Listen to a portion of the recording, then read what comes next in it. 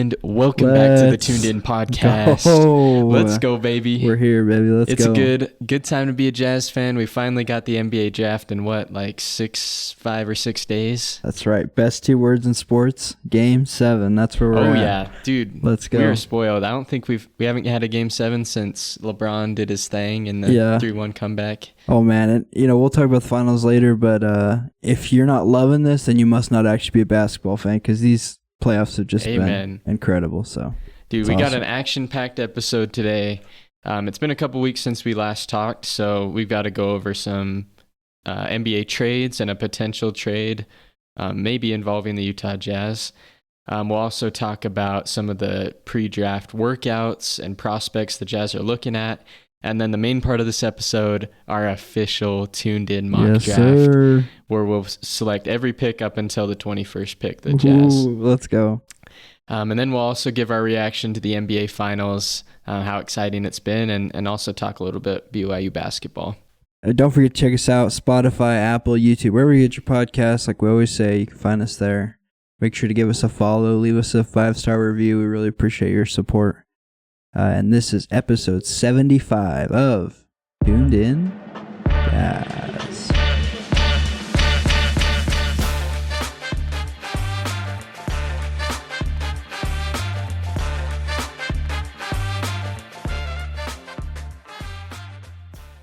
Ooh, okay. Well, the rumor mill, it seems like this is every summer event now that KD is in trade rumors. I mean, how many teams has he been on now? Yeah. Thunder, Warriors, Nets, Suns. So this will be his 5th team. That's crazy. Yeah, and sometimes I kind of do feel bad for him, because wherever he gets traded, the team has to trade away their entire team to get him, and then he just doesn't have any help. But it's also a lot on him, but according to Shams, his preferred destinations are the Spurs, Rockets, or Heat. I'm not sure any of those will happen. Maybe the Rockets. Where do you think KD would be best fit at this point? I've heard those teams. I've also heard Shams say another team that's in the sweepstakes is the Timberwolves. Yeah. I actually would really like him on the Timberwolves. I know Edwards likes Kevin Durant, respects him. Yeah. So I think they could be a really good duo. He could be in what the Timberwolves need to go over the hump. And then maybe the Suns get either some package with Rudy or Randall or something like that, sign and trade. So I feel like the Suns would feel like they're actually getting something back that's decent. I could agree. But then again, who knows? I also think the Miami Heat could be good, because like if you're Kevin Durant and you're trying to win, you got to get out of the West. Yeah, absolutely. And so I think you could do that on the Heat. They already have a pretty good team. Yeah, absolutely. I totally agree. I think Timberwolves would be a really good fit too. I think you'd have to unload the Rudy contract or to make it work. Also, kind of seems like that thing's run its course with Rudy over there. Maybe not, but. Well, and I know they like extended Rudy because he was going to get paid like $40+ million in his last year. Yeah. But they like spread it out across 3 years, so it's not as bad. Yeah, that's true. But yeah, it'll be interesting to see. And I think if the Suns get Rudy, that's still going to help their floor a lot. Yeah. Like they'll be a really good defensive team with him and Booker, and they could still be decent. And I think if you're Minnesota and you could get Kevin Durant without giving up like Jaden McDaniels and Nickeil Alexander-Walker and like some of those guys, like that would be your best bet, because I think Anthony Edwards and Kevin Durant would be they'd like play really well together. We saw that in the Olympics. But just them two is not really going to get you anywhere. It's just going to be another Devin Booker. And I think some of those guys are free agents. Like I know Alexander Walker might be a free agent this offseason. So that's right. I forgot about that. It'll be interesting to see. They got some guys that they might lose. Yeah. Yeah. They got to keep Joe Ingles, of course. Like he's the missing piece for real. Yeah. Mike Conley, Mountain Man Mike. Oh, yeah. Yeah. So that'll be interesting. Who knows? At this point, it's like the thing I hate about KD rumors is that they just go on forever. It's like, sure. And the Suns kind of traded away everything, so I'm sure they're looking for a haul back, and it's like it's just gonna take a while. Probably. Yeah, I heard them say on ESPN that they'll want to try and get this done before the draft, so that teams can kind of know what they're doing. Interesting. So look out on your phone for the Shams notification before the draft. But Yeah, I mean, if it's taken this long, I wouldn't be surprised if they just kept putting it off. But still, yeah. But we did get a trade to go through. We did. Pretty big trade. If you're not a big NBA fan, you might not know Desmond Bane as well. Yeah. But he's a really good player. He's on my fantasy team last year. Yeah. He's But pretty good. I mean, the Magic went to get him, but they gave up Caldwell Pope and Yeah, I got it right here. They gave up, the Grizzlies got back Cole Anthony, Caldwell Pope, 4 first-round picks, and a pick swap. And 1 pick swap. Are any of those picks this year or all future? The 16th pick this year, and then all of them are unprotected, 26, 28, and 30. Okay. Yeah. And a swap, right? And then a swap in 29. Interesting. I don't know. I do feel like both teams got pretty good here, but I don't know if Desmond Bane is not worth 5 first-round picks. That's kind of crazy. Yeah. Well, I mean, I would argue Mikal Bridges wasn't worth that either. That's true. But maybe if they weren't willing to give that up, another team had a better offer. That's true. Here's my thing. I think, yes, you overpaid, and A little bit, there's probably, it's hard to argue against that. Yeah. But I also think now's the time to be competitive in the East. That's true. Like, the East is like looking really bad. The Celtics don't even look like they're going to be a thing next year. No.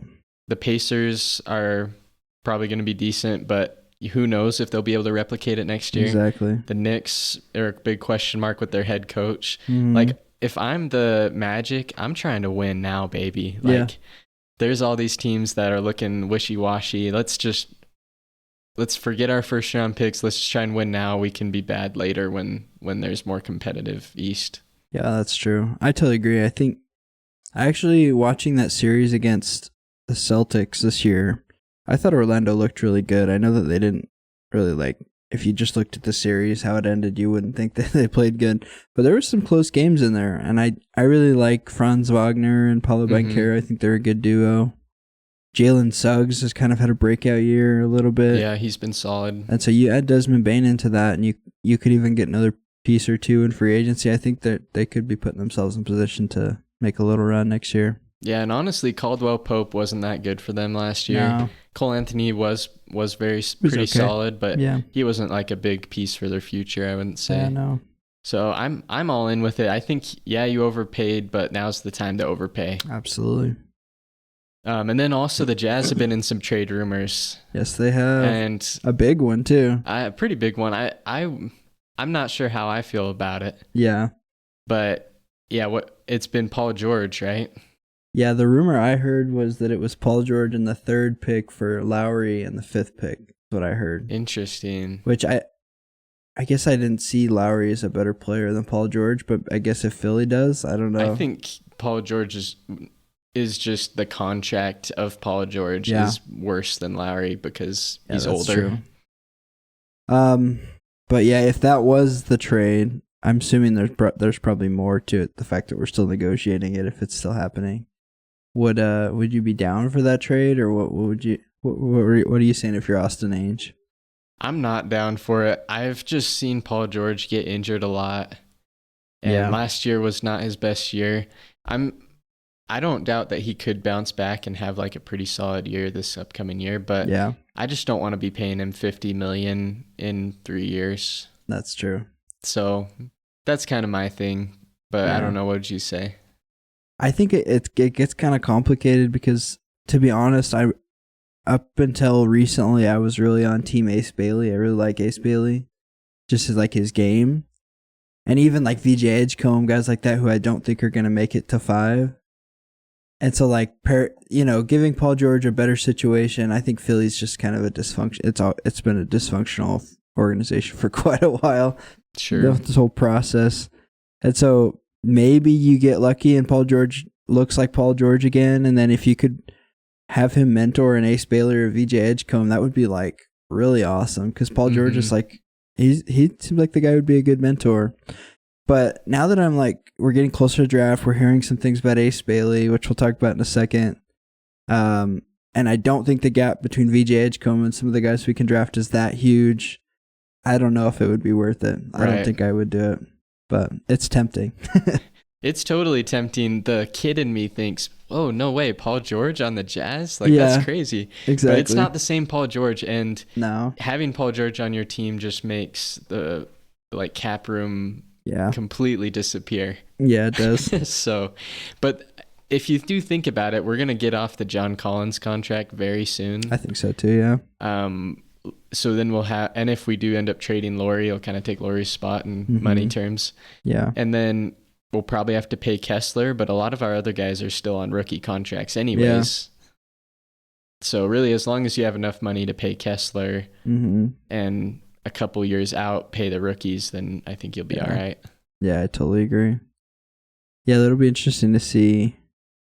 It was crazy how last summer we were talking about how Philly was gonna, like, it seemed like, dang, that team's gonna be really good, and then it just turned into a total crapshoot with Embiid's injuries, and Paul George got injured early, and it just never seemed like it worked. So yeah, so I guess I would also kind of lean against it, but who knows? Yeah, the Jazz are trying to compete. I'll support them. Yeah, exactly. But also, you're talking about Ace Bailey. Let's do that real quick. This guy has been declining every pre-draft workout, including the 76ers, who probably were going to draft him. Yeah. Now we're not so sure. I don't know. Here's the rumors I've heard. I've heard, he's not thrilled to go to Utah.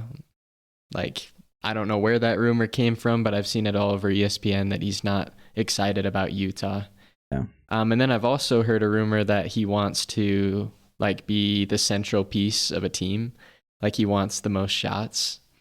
So maybe in the Sixers, he's not going to get that as much because he's got Maxey and Embiid there, which makes no sense to me. No. And then he also, I've heard, wants to be on the East Coast. But these are all, like, rumors. Like, let's talk to the guy and have him on the mic tell us everything. But it seems like his agent's probably just floating these things out so that he doesn't have to go to the Sixers. Yeah. Because maybe he wants more shots than that. Yeah, well, I did hear that he did turn down. What we do know, he hasn't done a single NBA workout, pre-draft workout. I read that last night. He also, this is another rumor, turned down Philly's pre-draft workout invitation. I've also heard that his agent wants him to, like, he's asking for money to interview with teams, which is kind of, I think that's more his agent just being a weird agent. But either way, I mean, like, you don't want a star player who's got an agent who's, like, always asking for stuff and it's just being a diva. And so I don't know if Ace Bailey understands how the draft works, but the most likely place you're going to find a team where you can be the star is it's like Utah at the beginning of and Utah. That's the thing, is like we don't have a guy on offense that our whole offense runs through. He could be that guy if he's that good. Totally, yeah. But you can't have your cake and eat it too, right? No. You gotta pick something like, I want to be the central guy, or I'll go to this location, right? You can't have both all the time. Yeah. So I still really like Ace Bailey's game, but I don't think it's as easy as a decision at 5 to pick him.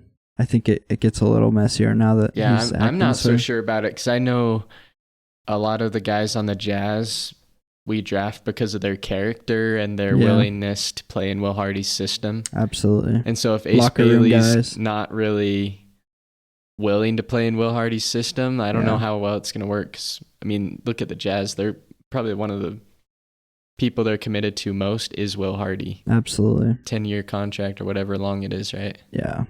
So, and you look at the history of guys that have been drafted in, like, Boston, the Angels, obviously, who we're looking at. Just, like, high character guys. They don't take a lot of guys who are just, like, egomaniacs that are bad locker room guys. That they take the Jason Tatums and the Jaylen Browns who are good teammates, So right now we're not seeing that from Ace Bailey, so I think it'll be interesting to see how far he falls if he does. Well, the Jazz have been working out a lot of lottery guys. Yes, they have. I would argue they've maybe worked out like 8 different guys that could go in the lottery. Yeah. And I think since last time we looked 2 weeks ago, they hadn't worked out any of these guys yet. So I'll read them to you. So they worked out Trey Johnson. He's been the big name. Yeah. Kind of surfacing as probably the more likely. And then we got Jeremiah Fears worked out. Yep. Kaman Mayuwak. Yegor Demon, of course. We expect that. Nick Clifford of Colorado State. Jace Richardson, Will Riley, Walter Clayton. And it goes on after that with a lot of later round guys. Yeah. Any of those names pop out to you that you're surprised or you're excited that they came? I'm glad they brought in Nick Clifford. I think it's going to be a miracle if he drops to 21, but with 21, I would hope we could get I wouldn't even mind getting a guy like him who's older, who might be more NBA ready to play right now. Even if he doesn't have like an uber high ceiling, I think he showed in the tournament that he's got a lot of skill, so I really like him. Yeah, and I think he's one of the older players in the draft. He's a senior. But you look at the last couple of years, Jaime Jaquez, even Dalton Connect kind of looked good this year. Yeah, has been all right. Just recently, there's been like all these seniors that come in and just are decent contributors. Yeah, absolutely. I think he might be the guy this year. Absolutely. I'm excited that they worked out Trey Johnson just because he's been that big name, and so I'm glad that they've at least gotten to take a look at him, interview him. And he was willing to. That's a good thing too. Yeah, of course. Not everybody's been willing, so we're happy with who we got. Yeah. And I'm also kind of excited for Jace Richardson and Walter Clayton, because I think those are two guys I could totally see dropping to 21. Yeah. We'll see what happens in our mock draft, but those guys could be there. Yeah, absolutely. Yeah, there's a lot of exciting. I think Kaman Malawak's kind of interesting too. I'm not sure. We weren't expecting a center to get drafted. I don't know if that would be a great fit. Although, I don't know. We don't really have a solid backup for Walker Kessler right now on the roster. Unless Filipowski slides down. Yeah. He's been a 4 a lot of the time. That's true. So that is kind of an interesting one. But I'm glad the Jazz are doing their due diligence. I mean, if he's a good player, we want him. So, if he's better than Kessler, we'll take him. So it's like, I guess you'd want to leave every rock turned over, Yeah, I'm surprised that we got him to work out and not Knipple. Yeah. Because Knipple's been a guy that we've seen slated to us quite a bit. Absolutely. Well, I think that takes us to our own mock draft. Let's go. I think one thing I'll point out before we get into it, I still have not done my homework on all these guys, so I'll be completely honest. If there's like a guy I draft that's like, I don't really know if I've watched him that much, but I know a little bit. Mostly I know some of the main attributes of a lot of the guys and kind of their age and ceiling level, Yeah. But I feel pretty confident in knowing like the first 12 guys, kind of what they're all about, and then we'll see. Once we start getting closer to 21, we'll kind of start not knowing them as well. But definitely we'll be picking the guys that'll probably be off the board before 21. Absolutely. Well, I think we can start. Well, I guess we'll just take it one by one. But I was gonna say the first two are pretty easy slam dunks. Yeah, should we take Con Knipple number 1? Yeah, I think so. Maybe Hunter Dickinson. Oh. Just kidding. Wrong white guy. But the obvious number 1 pick, Cooper Flagg. I think we're in agreement on that one. Do we even need to really talk about him? I don't. As far as we can tell, I think he's the only team he's worked out with is Dallas, and he's like the only guy they've worked out. So yeah, pretty doesn't easy. Surprise me. I hear people saying he's generational. I agree with it, but I also think like you gotta let him prove it first. Like, I don't know. I'm not as sold on him as generational until I start seeing him in the NBA. But, that's fair. But he's definitely number 1 guy. I do think that that is such a good situation for him, even though I hate that it's the Mavericks and what they did this year. But I do think Kyrie Irving and Anthony Davis are the type of guys that were like, you can mentor a guy like Cooper Flagg. I think that's such a good situation for him. So. Oh, yeah. Easy pick for them. Number 2, I think Dylan Harper's pretty easy. Yep, Dylan Harper. I'm honestly wondering, I haven't heard very much news about the Spurs trading down. Yeah. So, they haven't worked him out as far as we can tell. But I think it's an easy pick. The only thing that I think is interesting with that one is just San Antonio's guard rotation is kind of odd now. Like, because you do have De'Aaron Fox now and Stephon Castle. And Devin Vassell. And who's Devin been Vassell. good. So it's like, where does Dylan Harper fit? I mean, he's the number 2 pick, so obviously he's pretty good, but it gets kind of a little interesting there. Yeah, we'll see. I feel like they're pinned where they can't really take another guy because he's just so talented. You know, Absolutely. They can always trade him. Absolutely. All right, this is where the draft really starts. Yes, it does. We did our own kind of practice mock drafts before. I don't know who are you thinking at number 3? Well, okay. I think this one. I think it's going to be VJ Edgecombe. That's what I'm thinking too. Okay. I think Philly's kind of similar situation with their guard rotation. And I think VJ Edgecombe's big enough that he could play like a 3 next to Jared McCain, Tyrese Maxey. So I think it'd be a good fit. And he's been shown to be like a decent defender as well. And so that's the kind of piece that you want on a like contending team, is somebody that's going to come in and just kind of fit. Absolutely. Okay, number 4. Who'd you take at number 4? This was hard for me because I'm thinking the Jazz are next, right? It's tough. I'm thinking Ace Bailey goes here at 4. Ooh, interesting. I don't know what you had, but I just feel like the Hornets would be crazy to pass up on him. And the Hornets are in the East Coast, and I feel like Ace Bailey would be able to get up plenty of shots in Charlotte. That's true. And I know Charlotte's not been as sold on LaMelo. Like he's been in some trade talks. Yeah. So I don't know. I feel like they could get their guy. I had Con Knipple. I've seen that too. I had Ace Bailey falling quite a bit. I think the only reservation I have about Ace Bailey there is I've heard that Charlotte's only untouchable player is Brandon Miller, who's kind of, to me, almost has the same exact build as Ace Bailey. Sure. I'd be willing to go Knipple. Okay. If you want. Yeah, I think he would be a good fit there as well.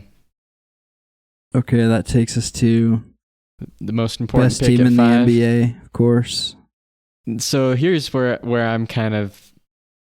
I'm also not going to take Bailey here either, even if he's still on the board. Yeah, I don't either. I just think Trey Johnson is a safe pick. Like, he's going to be solid. He has this potential to be able to be like a really good scorer, and he's a good shooter from the beginning. I just think I don't want to take the risk on Bailey. I feel like Trey Johnson's more of a safe pick. Yeah, I picked Trey Johnson as well. I was tempted for Jeremiah. I really like Jeremiah Fears. Obviously, we'll talk about him in a minute, probably, I'm guessing. But I like that Trey Johnson is 6'6". He's got a nice reach. I think we could like move him around in the lineup a lot, which would give him more playing time, more time on the floor, so he doesn't get stuck in a weird battle with Collier and Keontae. So I think it's best pick. He fits our team really well. Absolutely. You can't deny that. That's an easy pick right there. So we're getting Trey Johnson. Yep. That takes us to the Wizards. Yeah. Right, at number 6. Who honestly, they need everything. Yeah, this is where I had Jeremiah Fears. Yep, that's where I had him too. Okay. Let's go. I think it just makes sense with, I don't know what's going to happen with Jordan Poole. I can't imagine that's going to last much longer over there. My only thing is, maybe this is where Ace Bailey would go.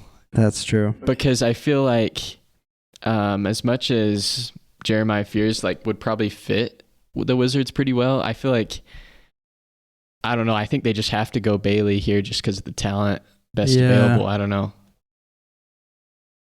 Should we go Fears? Fears, since that's who we both... Yeah, we can go Fears. I know he'd be a good fit. Yeah, okay. All right, 7.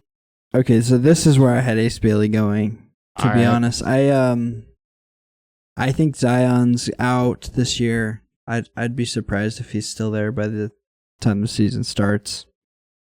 Maybe, but it seems like Ace Bailey would be the type of guy New Orleans would roll the dice on to build around again. But my only thing with them is they already do have Trey Murphy, who kind of feels similar to Bailey. That's true. In a way. That's true. But then again, I feel like if Bailey does end up falling like this, I feel like a team's going to trade up and draft him at this spot. That's true. Anyways. Who did you have at 7?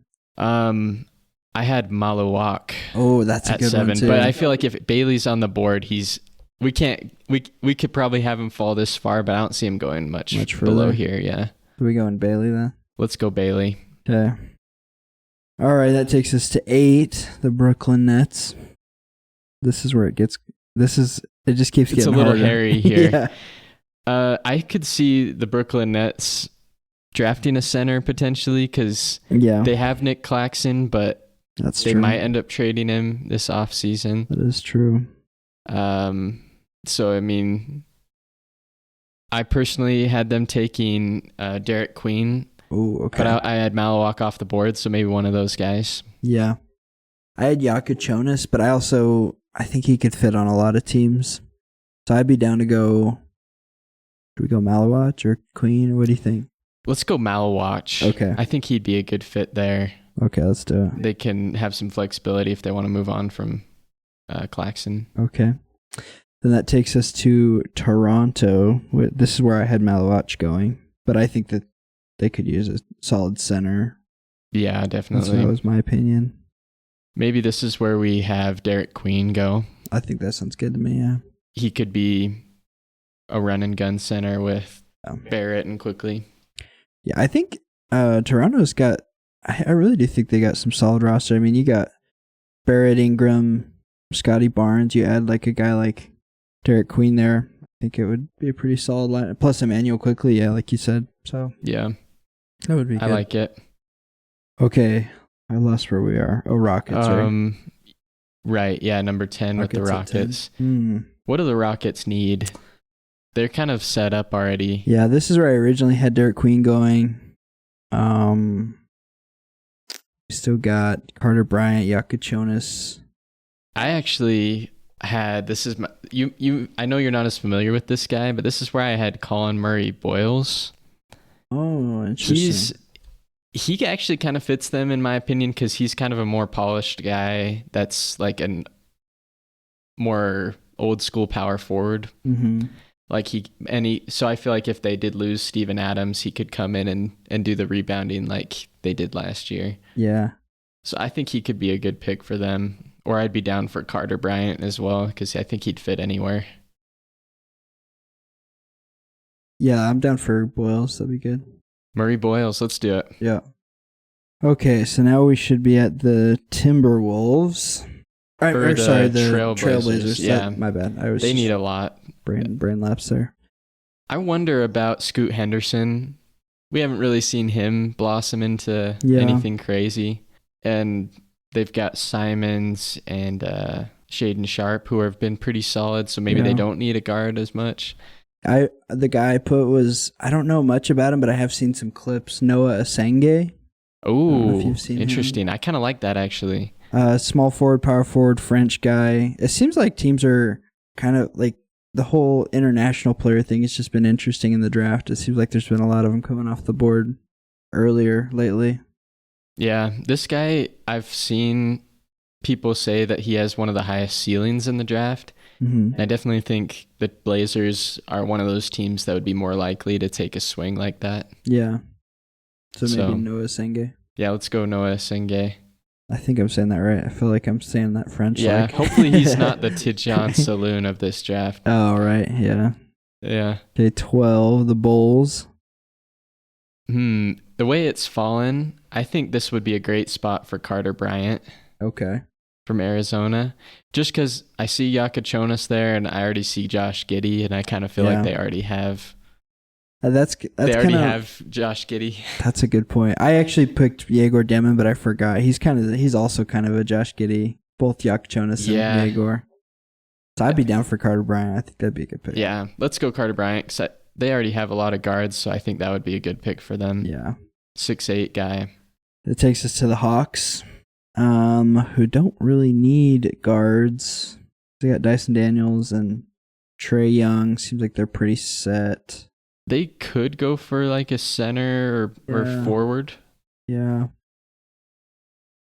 I actually had them taking Neek Clifford on my board because I know we talked about him earlier. He's that guy that's going to come in and be decent from the beginning. Yeah.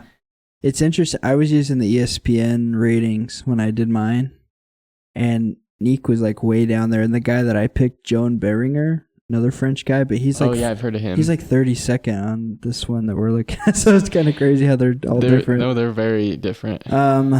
Yeah, I'd be down for Nick Clifford. I think it'd be good. That's who I originally had the Jazz pick in, kind of hopeful, wishful thinking, but I think you're right. I think he could totally fall, but I think this is the range, like... Yeah, I think you're right. Top 20 guy, probably. Yeah, I think you're right.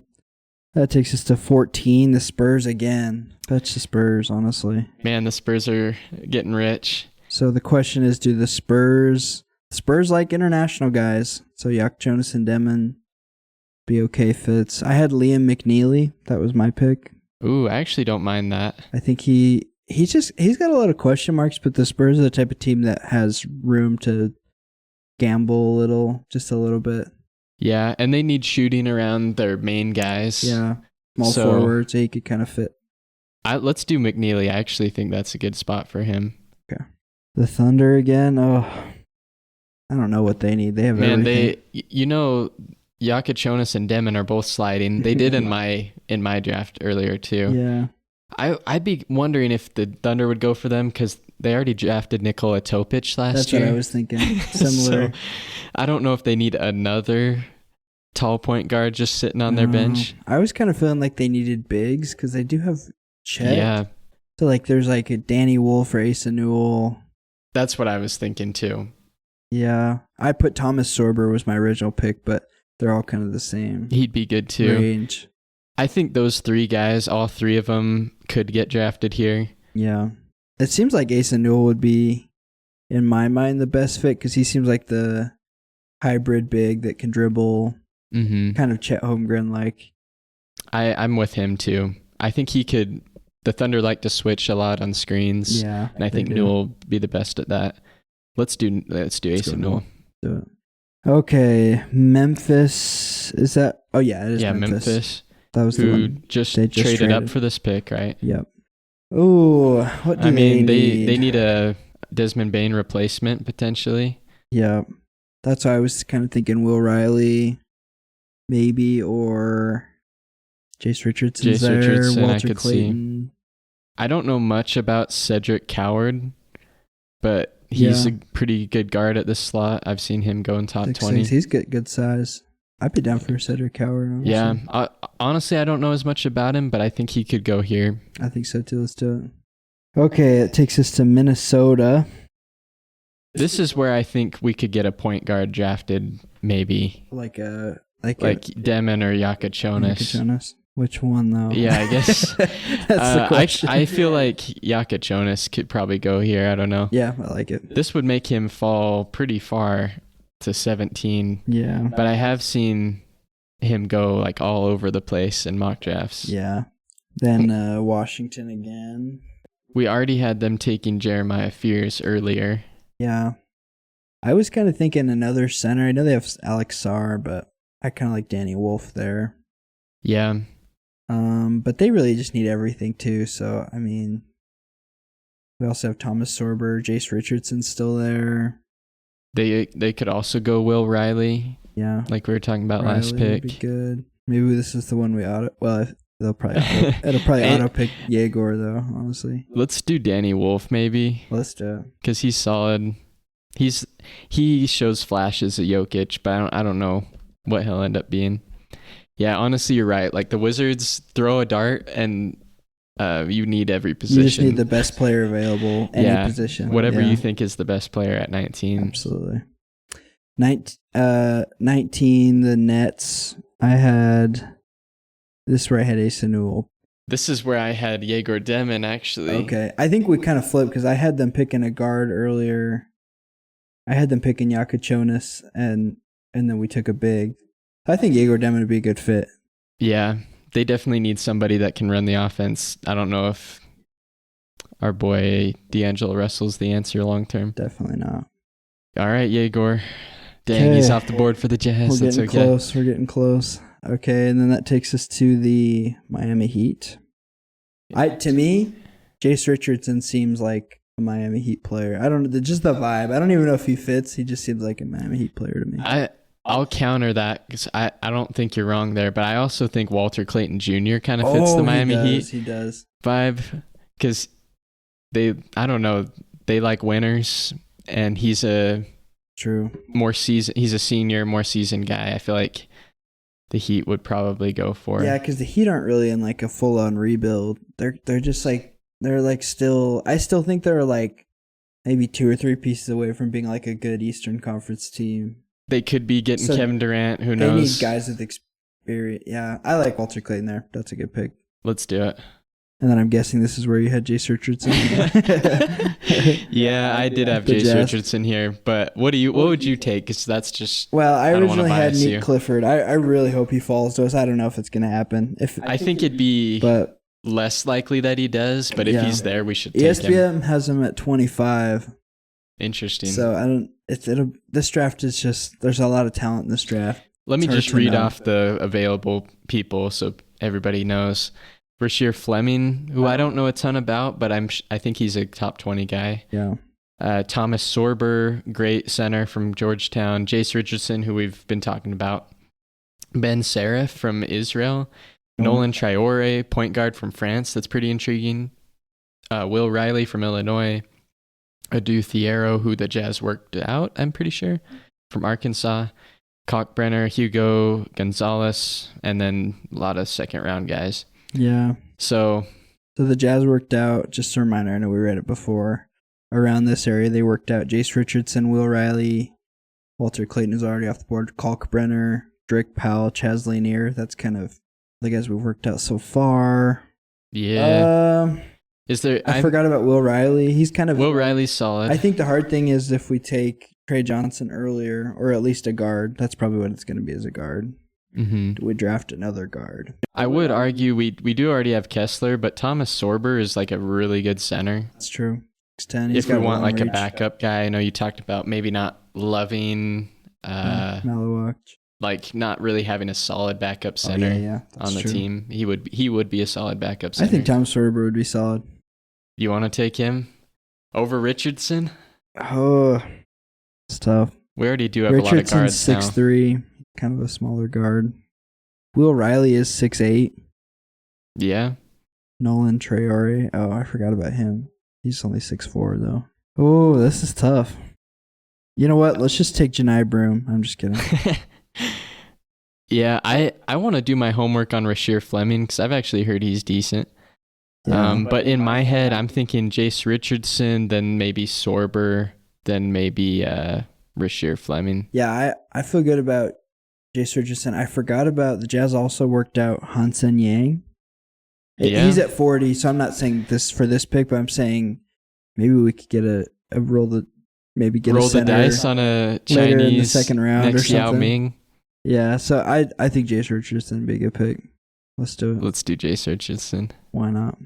Okay, I think that's where we'll stop. Some interesting guys still left. Rasheer Fleming, Thomas Sorber, Traore, Ben Serif. I don't really know much about him. Yeah, I don't know. Will Riley, Adu Thiero, Ryan Kalkbrenner, Janai Broom, Cam Jones, Drake Powell, Kobe Brea, Tyrese Proctor from Duke, Hansen Yang, RJ Lewis. Now we're getting in the second round for sure.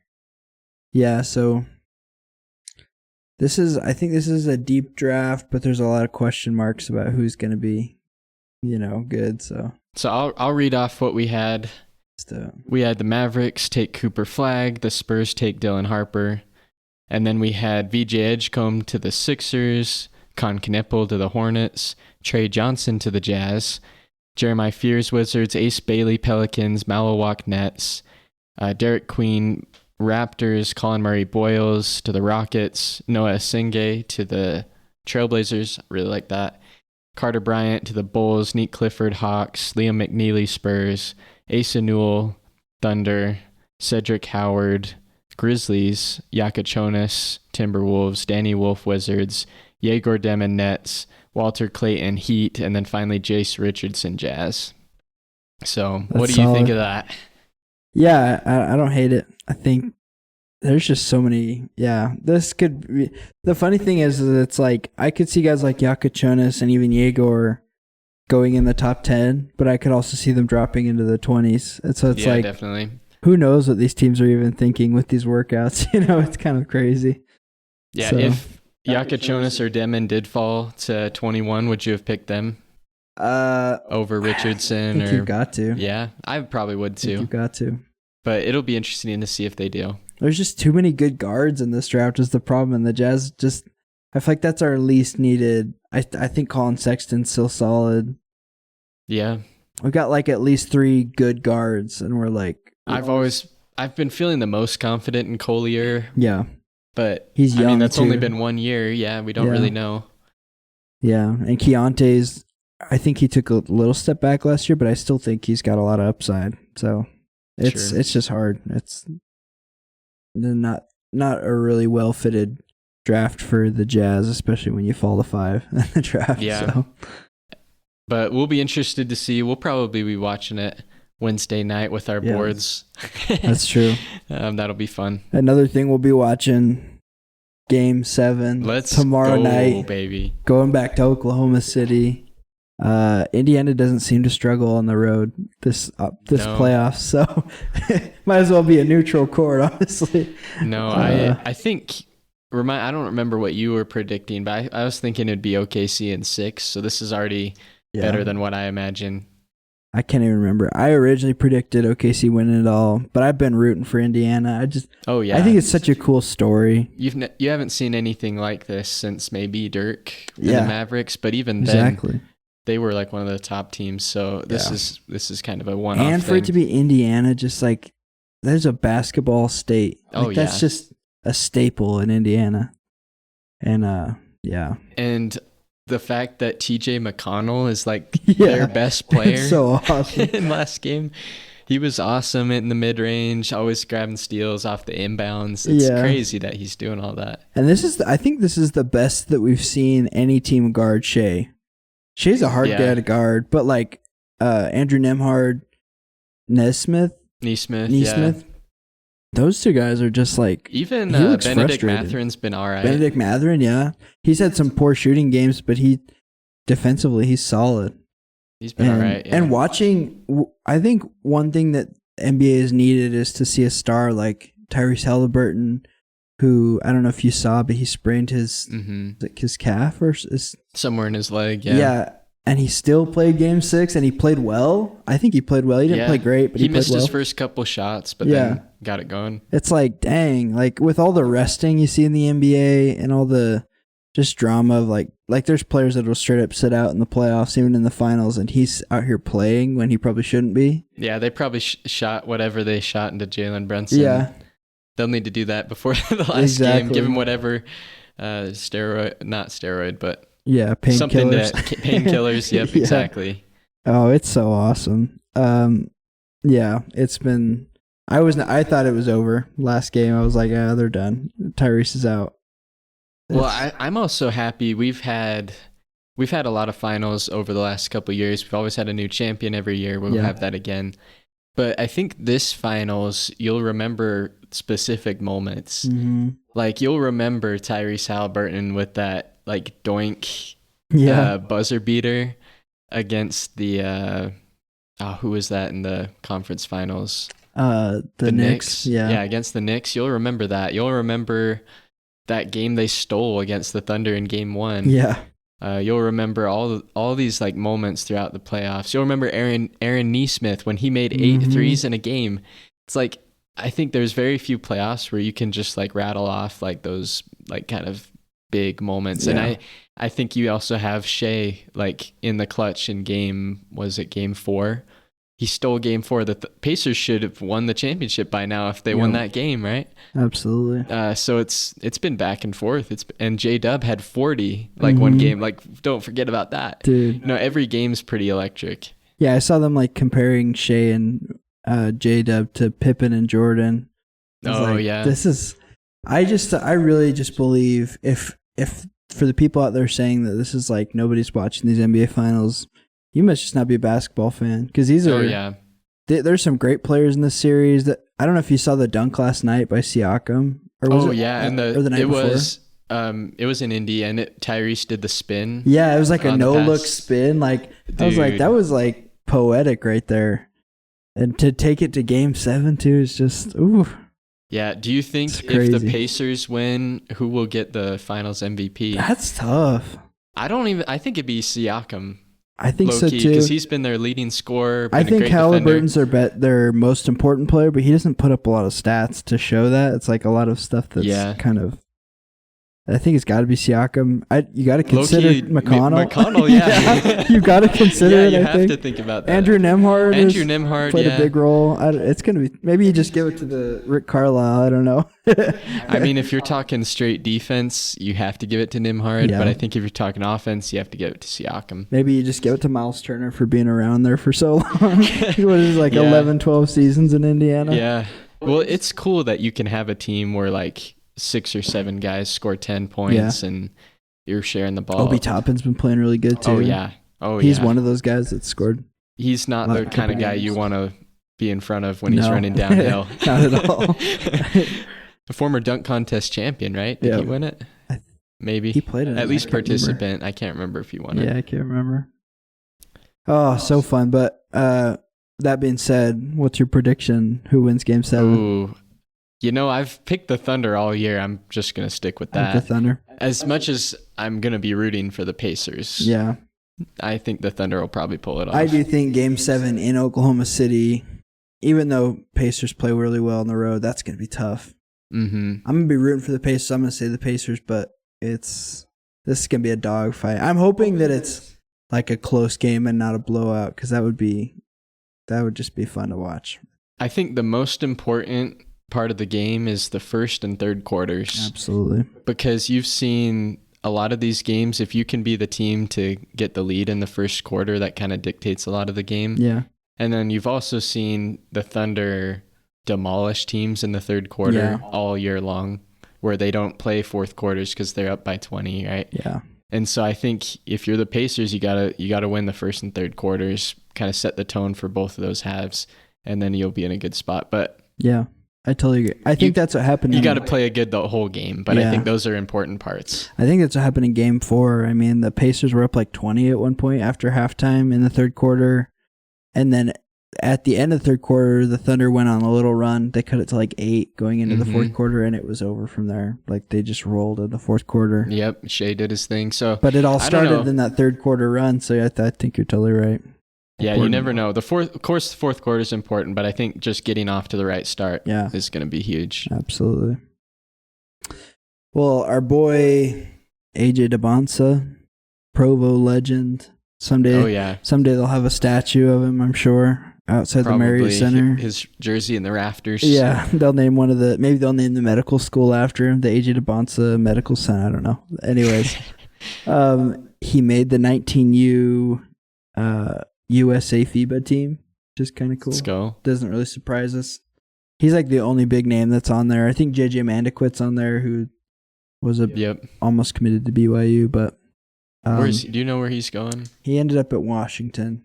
Okay, cool. I think he's like Hawaiian, and there was something where he wanted to be close.